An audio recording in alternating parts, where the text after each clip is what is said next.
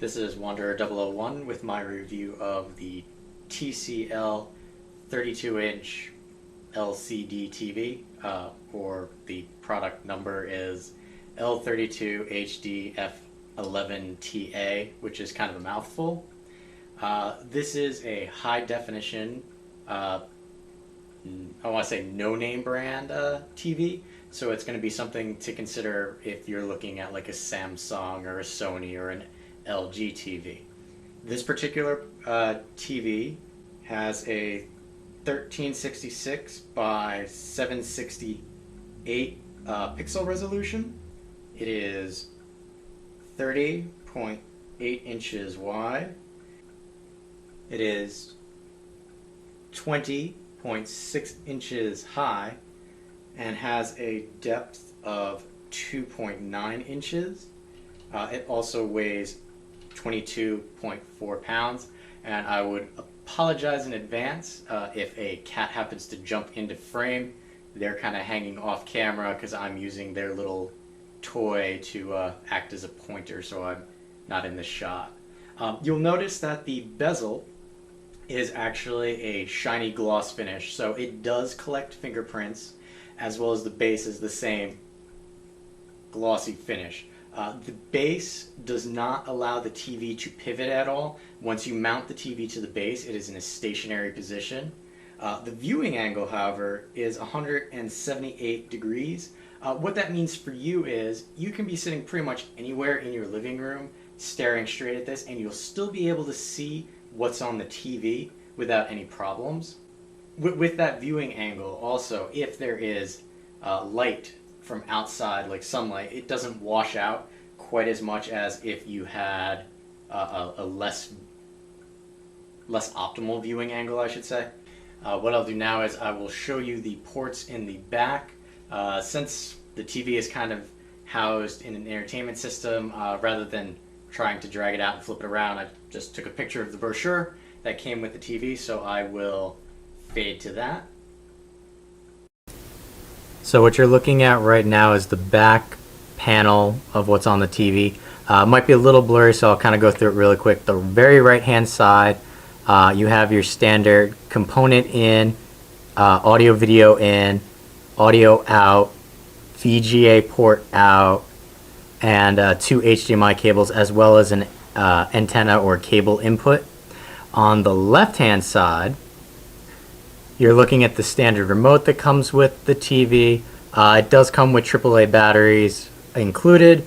You also see the input icon, which allows you to change between the different components. So the three HDMIs, PC, compact AV, TV, that's all there with the remote. And like I said, I just took a picture of the brochure that came with it because I couldn't flip the TV around because it's kind of encased. Now, on that sheet that I showed you, you saw both the remote as well as the back of the TV and all the plug and ports that you have. What that particular shot does not show is this TV actually has three HDMI ports. The two that are on the back, but there's also one more on the left-hand side here behind the bezel. Now, you'll notice that there is a wall right there of the cabinet.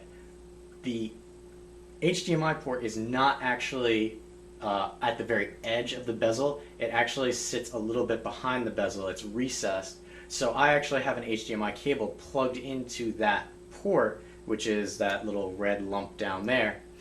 So you don't really have to worry about the cable head being bent.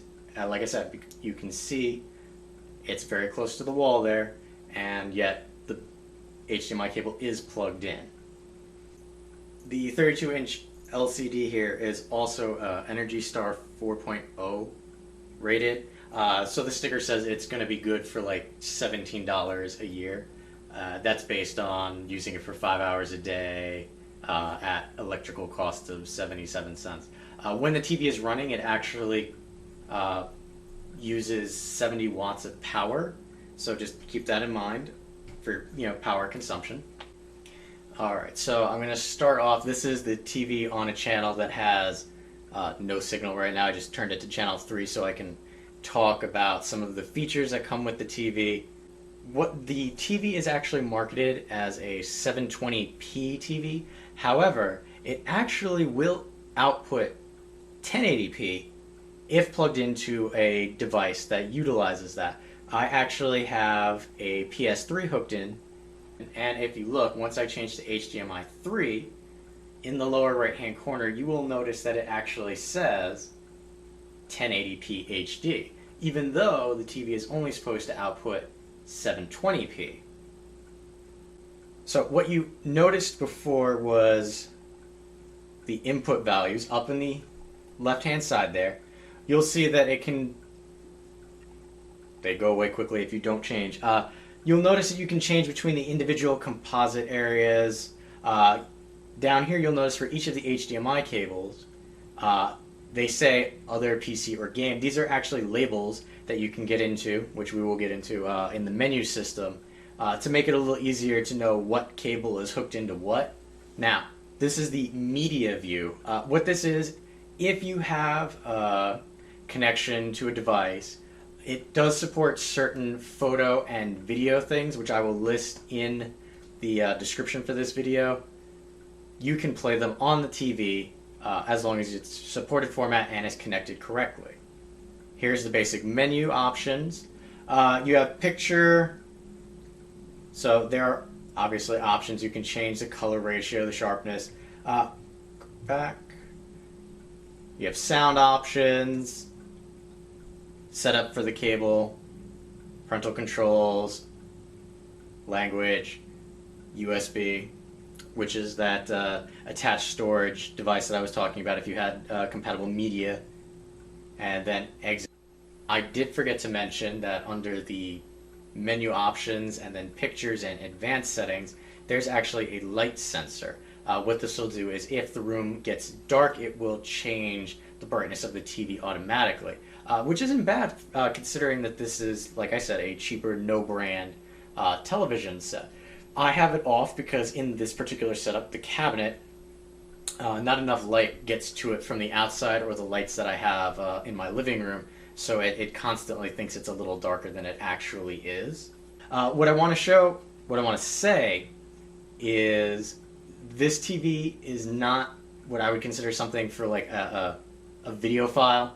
This is for somebody who's looking for a TV that just wants, you know, a basic HDTV. You're not going to get the true whites and the dark blacks and, you know, awesome surround sound. This is a TV for people who just would like an HDTV and not spend a lot of money. Now, what I'm going to do is I am going to go back so you can see it's muted. There are football games on right now, but I figured this channel will give me less likely copyright infringement. When muted, if the program supports it, it will do closed captioning automatically. So in this case, I have it muted. If I unmute it, turn up the volume, so you can hear that there's actually something going on. Mute again. Takes a little bit for the closed captioning to kick in, but there you see it in the upper left. Also, you can see the blinking light indicates that it's receiving information from the remote. While I have it on an actual channel, I'd like to mention that because it's a 60 Hz television set, as with most LCD TVs, there is a little bit of motion blur that's noticed. You may or may not have noticed it. I don't know how well the camera will get this across, but it's not going to be detrimental to the viewing of any shows. Mainly, it's noticeable with like very fast action shots, or if you're playing games, or with sporting events. With it being around football season now, you can see a little bit of it as, you know, the football is going or people are running around in circles. If we hit the info button, if you have cable or digital antenna that can receive information, this is what the information looks like. Brings up these blue boxes, bring back the blue boxes, so you can see it's a boating race that I happen to be on. If you see, it also says that it's 1080i HD. So it will pick up 1080 stuff if you happen to connect it via the HDMI cable, or or if the cable provider or means of you getting the digital cable into the TV support that. There's also a guide function. This is what it looks like. You still get the picture in the lower left-hand corner showing what you're currently on, but it'll also show you what is coming up next. In this case, 1 o'clock to 2 o'clock is this boat racing. 2 to 2:30 is college football. If you change the channel, 3 doesn't have anything, so we'll go to... Alright, so we'll go to channel 4. It's currently doing the PGA tournament. And again, lower left-hand corner will actually still show the program. And guide button again. The TV is a no-name TV, but I like it. If you're looking for the product information, I will throw it in the notes. If you look around, you can find the TV for between $250 to $225. Amazon, I believe, is selling it for about $225. That'd be my best place to look for it at this time. If you have any questions or comments, put them in the section below.